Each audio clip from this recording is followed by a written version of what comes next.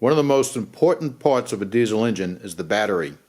Actually, in most engines, it's two batteries, because two batteries at 12 volts each are necessary to produce the 24 volts necessary to get the crank moving fast enough.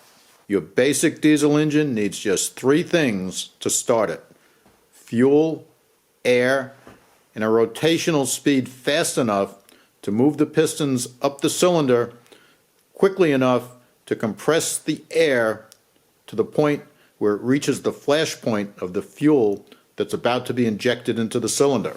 Batteries with low voltage and or with poor connections may not be able to do this. On diesel engines, particularly in marine applications and heavy equipment applications, there are two 12-volt batteries side by side that need to be connected in series to reach the 24-volt threshold. The connection between the positive terminal of one battery and the negative terminal of the other is a critical part of this system.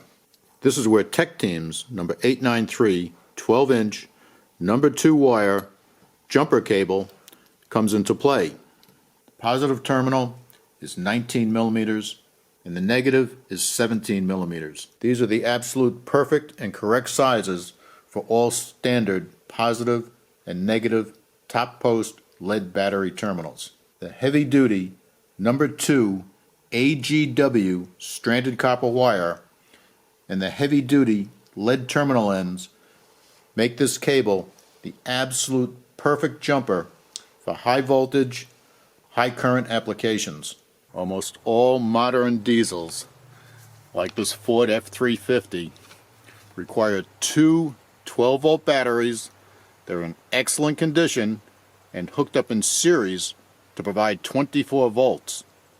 For reasons surrounding space availability and balance, that pickup truck has one battery on each side of the engine compartment. When you move up to equipment like this excavator or a bulldozer, space and balance are much less important. You usually find that in heavy equipment like this, the batteries are located close together, whereas in the pickup truck, there's a internal cable that connects the two batteries in series.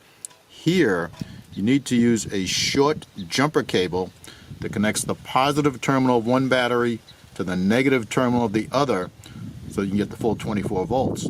Here's a good close-up view of how two big commercial industrial batteries are linked together between the positive and negative terminals so that you can get correct starting voltage for this big dozer. As you can appreciate, this particular jumper cable has to move a lot of current, therefore it must be correctly sized for this application. You can see that on each battery there's a lead top post terminal with a screw-on connector that connects to the jumper cable. A much more efficient solution is to use Tech Team's number 2 wire jumper cable. This is a heavy-duty number 2 wire cable with a 19 millimeter lead terminal that connects to the top post of the positive side of one battery and a 17 millimeter top post connector that connects directly to the top post negative terminal on the other battery so that you can get the full current and voltage to your machine. This is where Tech Team's number 893 12-inch number 2 wire jumper cable comes into play.